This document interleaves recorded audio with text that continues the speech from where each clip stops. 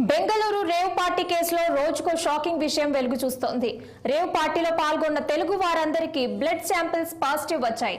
తాను అసలు పార్టీకే వెళ్లలేదని బుకాయించిన నటి హేమకి కూడా పాజిటివ్ రాగా తాను పార్టీకి పేరు మార్చుకుని వెళ్లిన విషయం కూడా బయటపడింది. రేవ్ పార్టీపై పోలీసులు ఇంకా విచారణ కొనసాగిస్తూనే ఉన్నారు.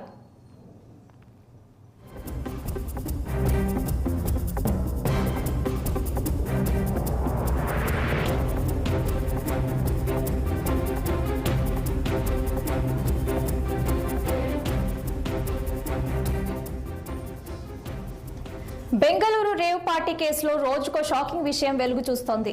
రేవ్ పార్టీలో పాల్గొన్న తెలుగు వారందరి బ్లడ్ శాంపిల్స్ పాజిటివ్ వచ్చాయి. తాను అసలు పార్టీకే వెళ్లలేదని బుకాయించిన నటి హేమ కూడా పాజిటివ్ రాగా తాను పార్టీకి పేరు మార్చుకుని వెళ్లిన విషయం కూడా బయటపడింది. రేవ్ పార్టీపై పోలీసులు ఇంకా విచారణ కొనసాగిస్తూనే ఉన్నారు.